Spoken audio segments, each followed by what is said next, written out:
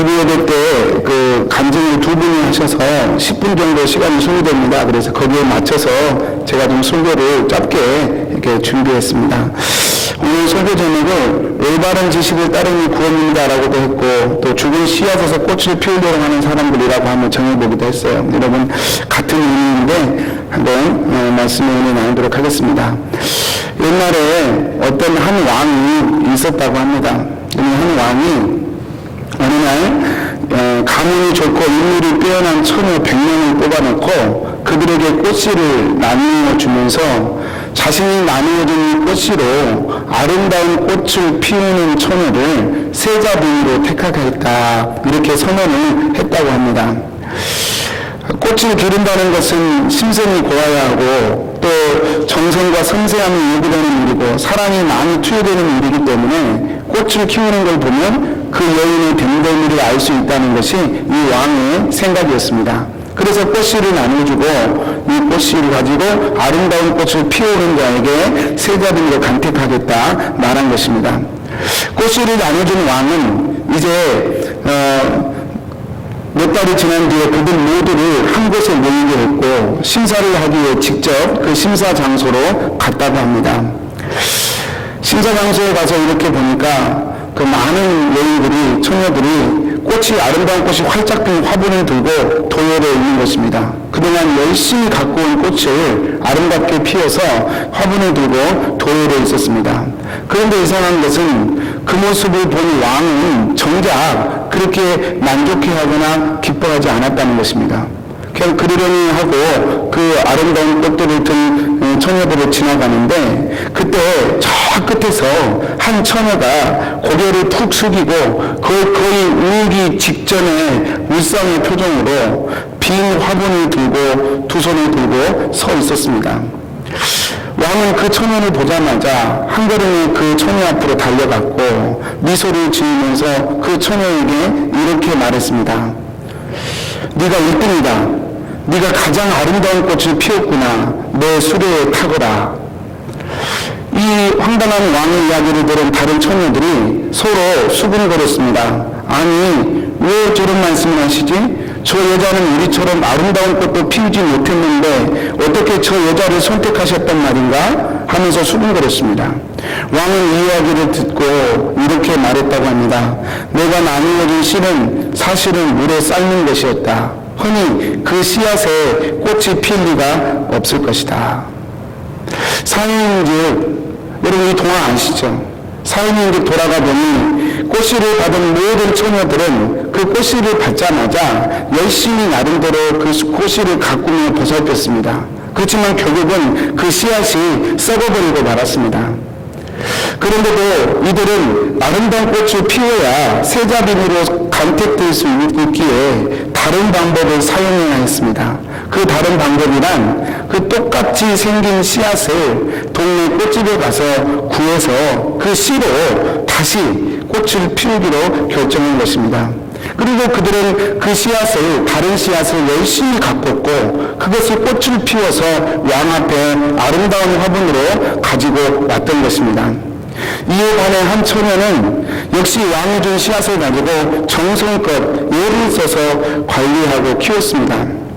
그러나 결국 실패하고 말았죠. 그 씨앗은 썩고 말았습니다. 이 여인은 다른 방법을 사용하여 꽃을 피우기보다는 차라리 정직하게 자신이 이 꽃씨를 키우는데 실패했음을 인정하고 그 실패를 했음에 대하여 왕의 불호령이 떨어져도 할 수 없다고 각오하고 그래서 거의 울상이 된 채로 그 빈 화분을 가지고 왕 앞에 섰던 것입니다.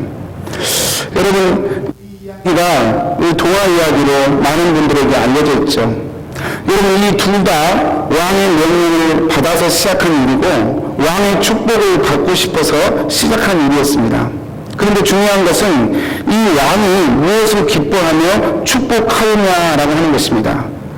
여러분, 왕이 보기에 가장 아름다운 꽃은 눈에 보이는 화려한 꽃이 아니었습니다.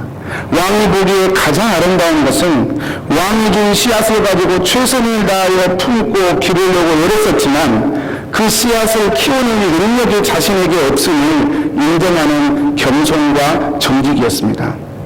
이 왕이 보기엔 그 겸손과 정직의 마음이 눈에 보이는 화려한 꽃보다 더 아름답고 귀했던 것입니다. 아니 어쩌면 이 왕은 그러한 마음을 찾기 위해서 일부러 이와 같은 일들을 벌였을 것입니다.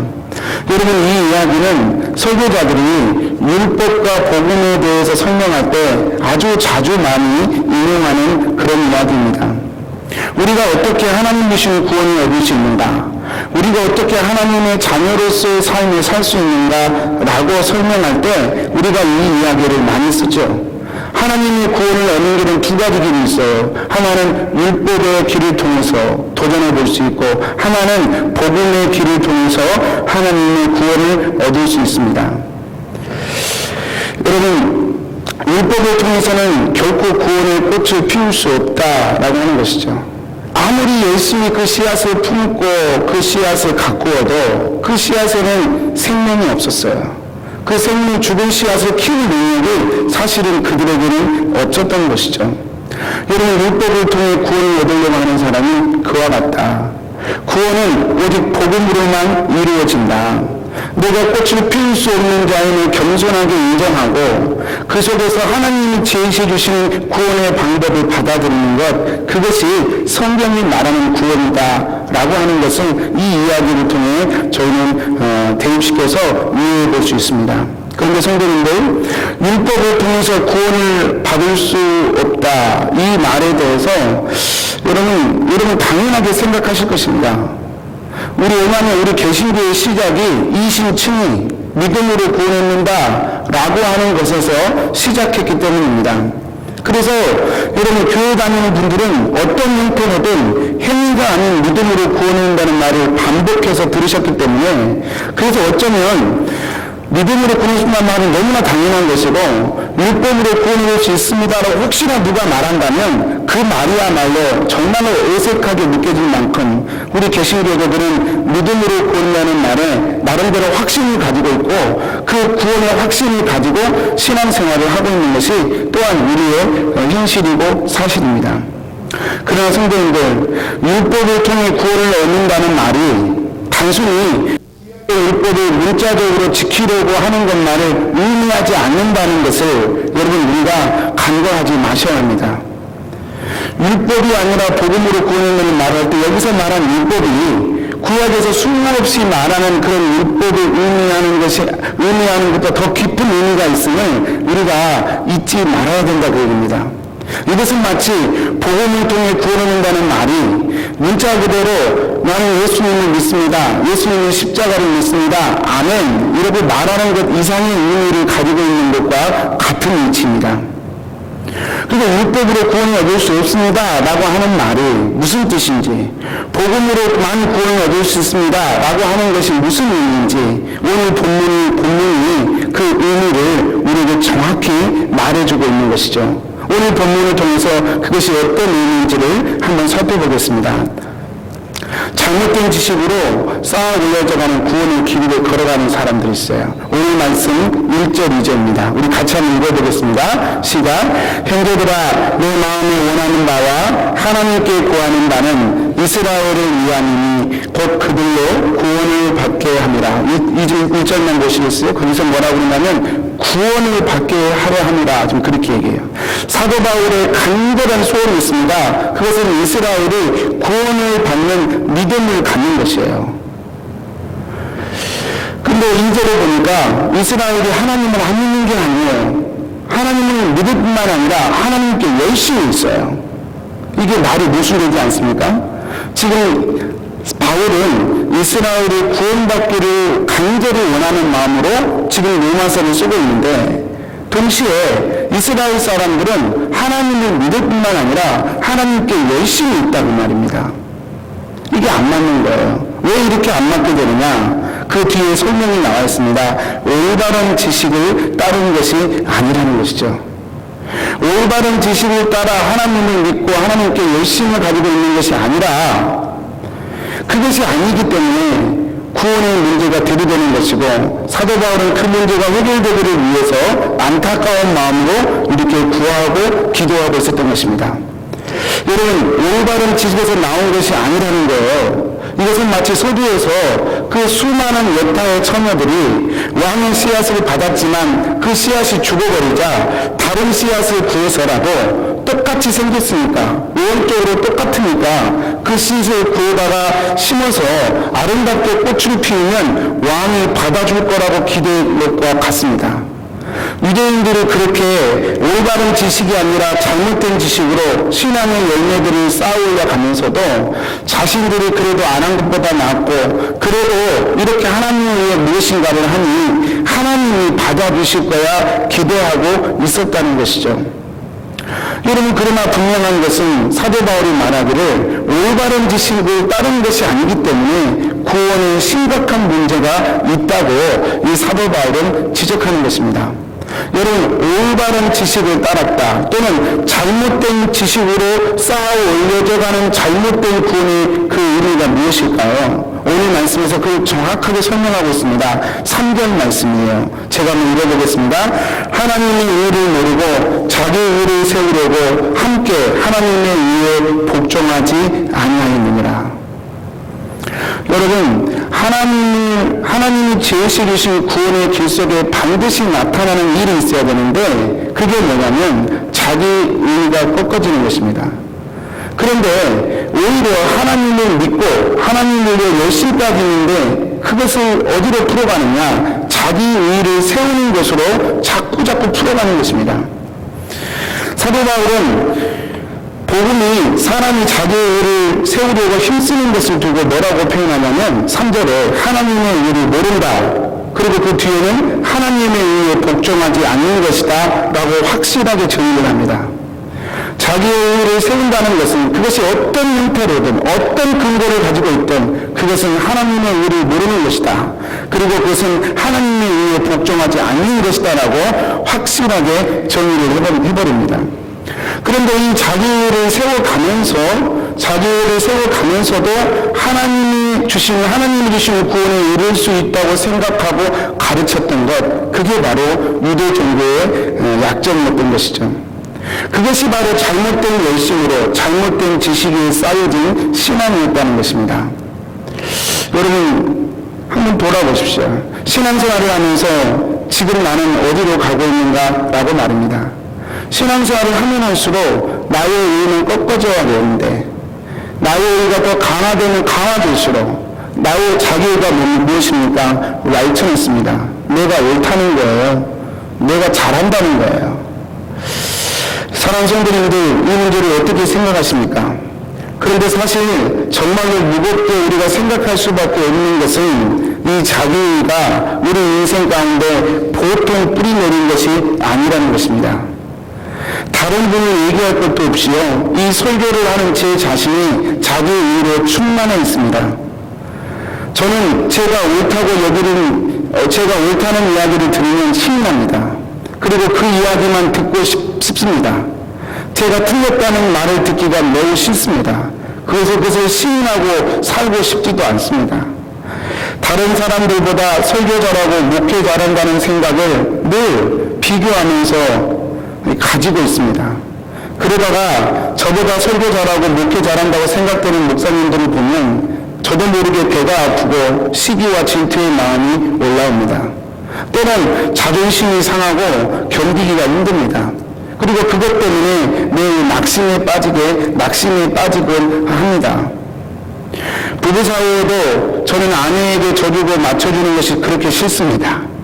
어떻게든 이겨보려고 애를 씁니다. 제가 정말로 원하는 것은 아내가 제 앞에서 꼼짝없이 기죽어가지고 제 말을 들어주는 사람이 되기를 마음속으로 그렇게 갈망합니다. 제가 지금 이렇게 말씀드리는 것은 사실 어쩌면 빙산의 일각입니다. 차마 말 못할 탐욕들이 더 있죠. 차마 말을 못해서일 뿐이죠. 그러면서도 저는 항상 거룩하고 옳은 사람이라는 그런 평가를 받고 싶어 하는 것이죠. 여러분, 이러한 모든 것들이 다 자기 의입니다. 그래서 이 의가 제 안에 뿌리내리고 있어서 성경을 많이 읽으면 분명히 은혜받고 좋은 일인데요. 이 자기 의가 개입되면 나도 모르게 성경 읽지 않는 사람들을 날카롭게 판단하고 정죄합니다. 기도 많이 하는 것은 분명히 저의 영적인 생활에 좋은 것이고 이익인데요. 기도를 많이 한다고 어느새 기도하지 않는 이들을 정죄하고 판단해 버리려고 합니다. 누군가를 사랑하고 이해하는 것은 좋은 일인데요. 그것에 자기의가 끼고 나니 그 사랑하고 이해하는 일이 어느새 자기의가 되어서 사랑하지도 이해하지도 않으려고 하는 사람들을 보면 판단하고 정죄하려고 하는 것입니다. 여러분, 이것이 솔직히 지금 현재 제가 가지고 있는 자기의입니다. 여러분, 중요한 것은 그런데 이러한 것들을 통해서는 하나님은 요즘 한국의 젊은이들에서는 유행어가 있어요. 일도 안 한다. 일도 관심 없다. 하나님은 일도 영광을 받으실 일이 없다는 것입니다. 그리고 그것이 하나님의 의도 아니고 하나님의 의에 복종하는 것도 아니라는 것입니다. 남들보다 무엇을 잘한다는 것이 제 자신에게는 혹시 위로가 될 수 있을지 모르겠지만 하나님에게는 일도 관심의 대상이 아닌 하나님의 영광과는 전혀 상관없는 주제라는 것입니다. 아니, 오히려 그런 비교의식과 상대평가에 쩌들어 있으면 있을수록 저는 하나님이 베풀어 주신 은혜와 축복을 망각한 채 그 은혜와 축복을 모르는 사람처럼 살아갈 수밖에 없다는 것입니다. 사랑하는 성도님들, 여러분은 어떠십니까? 여러분은 가정에서 교회에서 어떠한 태도와 마음으로 사십니까? 사실은 신앙은 복잡하고 어려운 것이 아닙니다. 만일 저와 같은 마음이 있으신 분들이 여기 계시다면 오늘 이것을 꼭 기억하시기 바랍니다. 그것은 하나님의 의를 거스르는 것이고 하나님의 의에 복종하지 못하게 만드는 것들이라는 것입니다. 만약에 거꾸로 행여라도 이 나의 의가 강화되는 것을 축복이라고 해석하신다면 그거야말로 잘못된 지식입니다. 그거야말로 구원에 심각한 문제가 생기는 신앙관입니다. 마지막으로 올바른 지식이 우리를 구원으로 인도한다는 것입니다. 4절 말씀이에요. 우리 같이 한번 읽어보겠습니다. 시작. 그리스도는 모든 믿는 자에게 의를 이루기 위하여 율법의 마침이 되시니라. 여러분, 4절에서 그리스도께서 율법의 마침이 되신다 이렇게 말씀하십니다. 여러분, 이것은 그냥 아까 제가 말씀드린 것처럼 예수만 믿으면 구약의 모든 잡다한 율법들 안 지켜도 돼. 그렇게 번잡하게 하나님 믿을 필요가 없어. 이제 예수님만 믿으면 다 해결됐어. 라고 하는 차원을 얘기하는 것이 아닙니다. 오늘 본문의 전체적인 흐름에서 본다면 그리스도는 모든 믿는 자에게 율법의 마침이 된다라고 하는 말은 다른 말로 표현하면 이런 것이죠. 그리스도는 우리 모든 자기 위에 마침표가 되신다라고 하는 것이죠. 그리스도를 믿는다는 것은 나의 위에 마침표를 찍는 것과 같다라고 하는 것이 사도 바울의 이야기입니다. 아까 서두에서 모든 청년들이 받은 씨앗으로는 아무리 노력하고 애를 써도 꽃을 피울 수가 없었습니다. 그렇다고 다른 씨를 구해다가 꽃을 피우는 것이 정직한 일도 아니고 왕이 인정해 줄 수 있는 일도 아니었습니다. 어떻게 해야 됩니까? 오직 한 가지요.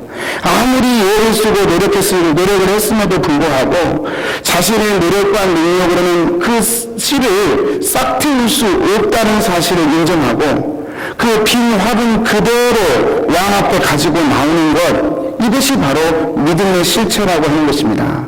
이것이 바로 자기 의를 부인하는 것이죠. 여러분, 신앙은 자기를 꺾는 것입니다. 신앙생활이라고 하는 건 내가 옳다라고 생각하는 것이 부정되어야 되는 그런 것입니다.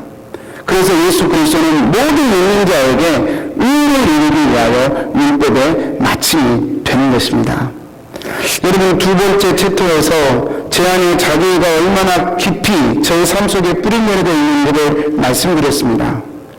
여러분, 제가 목회자로 산다는 것 또는 제가 성도로 산다는 건 다른 걸 의미하는 것이 아닙니다.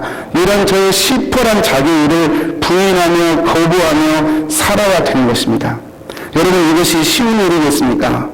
이것이 교리 몇 줄 안다고 교리 몇 줄에 고개를 끄덕이고 동의한다고 되는 일이겠습니까? 이것은 결코 쉽거나 거저 되는 일은 아닐 것입니다. 이것은 어쩌면 평생 매일매일 나를 점검하고 매일 십자가에 나를 죽이지 않고서는 감히 흉내낼 수도 없는 엄청난 일일 것입니다. 여러분, 혹시 우리 중에 배우자가 예수님을 열심히 믿으려고 하는데도 아직 성질들이 죽지 않고 이게 푹푹 나오는 것을 여러분이 보신다면 그것 가지고 시비 걸지 마시게 되기를 바랍니다. 그게 하루아침에 된 일이 아니에요. 그냥 나 예수 믿었으니 나의 의의가 죽었어 라고 한다고 그게 금방 해결되는 문제가 아니란 말입니다. 정말로 죽도록 애를 쓰는 감당해야 할 일이 바로 그거예요. 금방 된 일이 아니에요. 그래서 여러분, 우리가 자꾸 옆에 사람 애들이라도 왜 그렇게 안 되는 사람을 찌를 일이 아니에요. 찌르지 마세요. 재앙이 임할 것입니다. 죽였던 자기 입도 다시 튀어나올 거예요. 그런 일이 아니에요. 옆에서 협력해주고 또 배우자인 나도 그 믿음의 나를 얹어서 같이 보조를 맞춰서 가야 되는 것이죠. 사랑 여러분, 예수님이 우리에게 제자에게 그렇게 말씀하셨어요. 마태복음 16장에 보면 이렇게 말씀하셔요. 제자들에게 이르시되 누구든지 나를 따라오려거든 자기를 부인하고 자기 십자가를 지고 나를 따를 것이니라. 여기서 보세요. 누구든지 some people이 아니고요. some of you guys가 아니고요. 누구든지 나를 따라오려거든. 이 말은 누구든지 하나님이 제시해 주신 복음을 믿으려거든. 그 말이에요. 1년 믿었건 한 달 믿었건 오늘 간증을 하시는 분처럼 이제 예수 믿은 지 몇 달 되지 않았건 상관없어요. 누구든지 예수님을 믿고 따르려면 어떻게 해야 된다고요? 자기를 부인해야 된다고요. 자기를 부인하는 그 일이 십자가죠. 죽도록 하기 싫은 일이죠. 그리고 정말로 힘든 일이죠. 근데 이 일을 어떻게 하라고요? 십자가를 지고 나를 쫓을 것입니다. 말씀합니다. 사랑하는 성도님들, 분명한 것은 우리가 자기를 부인하는 것을 평생 해야 되고 또 잘 안 되고 넘어지고 실패하고 또 성질이 부풀부풀 튀어나오고 그런 삶을 반복해서 살 것입니다. 그러나 분명한 사실은 저와 여러분은 아무리 힘들어도 자기를 부인하는 것이 어렵다고 해도 저와 여러분은 그 길을 걸어가야 할 사람들입니다. 실패하고 넘어진 그것을 이상하게 여기지 말고 당연히 일어나는 일이 일어났어. 내가 예수님 안 붙드는 순간 나는 넘어질 수밖에 없어. 이건 당연한 일이야. 다시 예수님을 붙들고 다시 그 길을 걸어가야만 하는 것입니다. 누구든지 예수님을 따라야 합니다. 자신을 제외시키려 하는 것이 다른 지식이에요. 여기서 나는 빼줘. 나는 원래 태어날 때부터 성격이 이래. 나는 원래 그렇게 살아야 돼. 나는 괜찮고 다른 사람이 나를 맞춰줘야 돼. 생각하는 것 자체가 다른 지식이고 다른 복음이에요. 누구도 어려울 수 없습니다. 누구도 이 길에서 벗어날 수 없어요. 예수님을 자신의 의로 삼으려고 하는 사람은 누구든지 예외 없이 자기를 부인하고 그 자신을 부인하기 위해 짊어져야 할 십자가를 지고 주님을 따라가야 하는 것입니다. 왜 그렇습니까? 이것이 올바른 지식을 따르는 길이기 때문에 그렇습니다. 그리고 이 길을 따르는 것이 진짜로 하나님 주신 구원을 얻을 수 있는 길이기 때문에 그렇습니다. 목사님, 나는 다른 길을 가고 싶어요. 다른 길을 가셔도 됩니다. 그걸 누가 말리겠어요. 그러나 분명한 사실은 잘못된 지식을 따라가는 것이고 거기는 심각한 구원의 문제가 생기는 것입니다. 이때 축복합니다. 한 주간도 우리 성도님들 그리고 우리가 가진 각자의 의를 날마다 부인하며 또 십자가 앞에 꺾어버리는 이 진리 붙들고 실현하는 그런 한 주간이 되시기를 축복합니다. 그리고 전쟁을 하시고 다음 주에 다시 그 전쟁의 그런 이야기들을 나누는 그런 예배가 되었으면 좋겠습니다. 우리 기도하겠습니다.